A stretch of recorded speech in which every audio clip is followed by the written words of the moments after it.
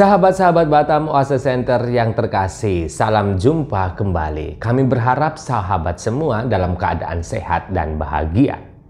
Kali ini izinkan kami untuk menyegarkan ingatan kita tentang perayaan Minggu Palem, agar kita semakin mantap dalam memaknai perayaan liturgis yang kaya akan makna ini. Informasi yang pertama. Gereja merayakan Minggu Palem tepat seminggu sebelum Hari Raya Kebangkitan Tuhan kita Yesus Kristus atau Hari Raya Paskah, atau pada hari Minggu ke-6 masa Prapaskah. Selain disebut Minggu Palem, hari ini juga disebut Minggu Sengsara.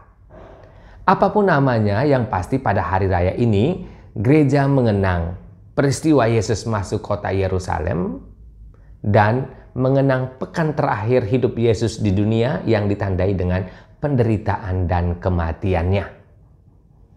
Informasi yang kedua, mari kita segarkan kembali peristiwa Yesus masuk kota Yerusalem.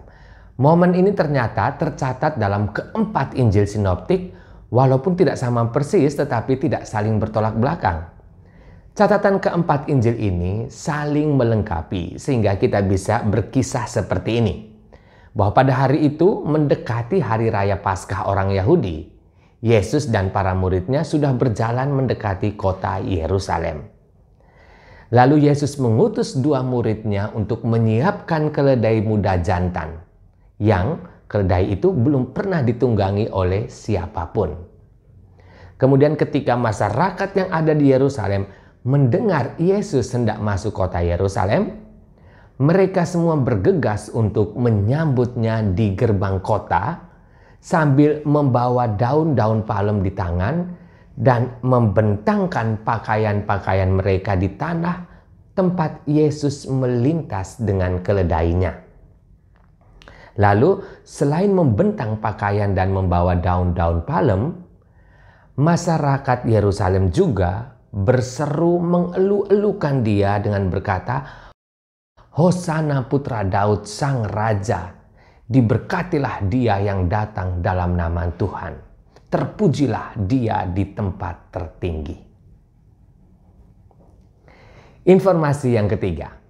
Ada beberapa makna yang sangat menarik yang sebaiknya tidak boleh dilupakan begitu saja saat kita merayakan Minggu Palem. Yang pertama, daun palem. Ternyata daun palem memiliki makna kemenangan spiritual atas kematian jasmani. Ada kebiasaan bangsa Mesir yang membawa daun palem saat pemakaman orang yang meninggal dunia dengan makna mengharapkan kehidupan abadi. Daun palem saat Yesus masuk kota Yerusalem adalah makna mengeluhkan Yesus sebagai sang raja yang membawa keselamatan. Simbol yang kedua, bahwa keledai muda jantan. Keledai muda jantan adalah lambang perdamaian. Hal ini sebenarnya semacam simbol yang dipadankan dengan kuda jantan berwarna putih yang sering dipakai seorang raja dalam berperang sebagai simbol kemenangan. Jika biasanya sang raja kembali dari perang dengan kuda jantan putih diiringi para tentara yang dilengkapi senjata perang, maka kali ini Yesus masuk kota dengan keledai muda tanpa senjata dan tentara. Pesannya jelas bahwa Yesus sang raja pembawa damai, bukan raja dunia yang mencintai perang. Dan makna yang ketiga adalah membentangkan pakaian atau kain di jalan sebenarnya merupakan simbol penyerahan diri kepada sang raja yang sedang disambut atau yang sedang dielu-elukan itu. Informasi yang keempat, masuknya Yesus ke kota Yerusalem disambut meriah karena dipicu oleh fakta bahwa saat itu pamor Yesus sedang naik daun. Banyak orang mulai bercerita tentang dia, tentang semua karya besar, mujizat, dan ajarannya. Rasa-rasanya Yesus memenuhi kriteria dan harapan mereka akan sosok Mesias, sang raja yang dijanjikan Allah yang akan membebaskan mereka dari penderitaan penjajahan bangsa Romawi. Apalagi cara Yesus masuk kota Yerusalem dengan menunggangi keledai menyadarkan mereka akan nubuat Nabi Zakaria. Jangan takut hai putri Sion, lihatlah rajamu datang duduk di atas seekor anak keledai. Namun sayang sekali, konsep sang raja yang dijanjikan alias Mesias dalam benak masyarakat Yerusalem ternyata berbeda dengan konsep Mesiasnya Allah sendiri, yang datang bukan untuk membebaskan mereka dari penderitaan, melainkan lebih dari itu, membebaskan mereka dari dosa dan pola pikir yang salah tentang keselamatan dan damai. Sehingga tidak heran, tidak lama sejak itu, kemeriahan berubah jadi kegaduhan. Pujian berubah jadi umpatan dan kutukan. Informasi yang kelima. Kapan tepatnya Minggu Palem ini dirayakan tidak jelas. Namun catatan kuno menceritakan bahwa akhir abad ketiga atau awal abad keempat, umat di Yerusalem mengadakan prosesi mengunjungi beberapa tempat bersejarah di kota Yerusalem dan berakhir di tempat Yesus naik ke surga.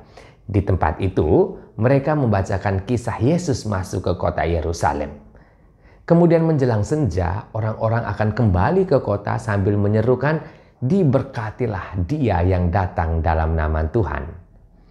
Tradisi ini berlanjut hingga abad ke-6 dan abad ke-7 ketika upacara pemberkatan daun palem mulai dimasukkan dalam ritual ini.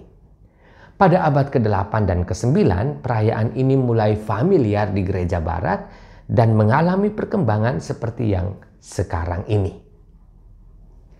Informasi yang keenam. Berikut ada 3 fakta unik yang tidak semua orang Katolik tahu. Pertama, ternyata orang-orang berdiri memegang daun palem dan mengeluh-elukan Yesus juga dikisahkan dalam Alkitab tetapi bukan di Injil. Mau tahu di mana? Ya, di kitab Wahyu yang dilihat sebagai gambaran akhir zaman, terdapat tulisan ini. Kemudian daripada itu aku melihat, sesungguhnya suatu kumpulan besar orang banyak yang tidak dapat terhitung banyaknya dari segala bangsa dan suku dan kaum dan bahasa berdiri di hadapan takhta dan di hadapan Anak Domba, memakai jubah putih dan memegang daun-daun palem di tangan mereka.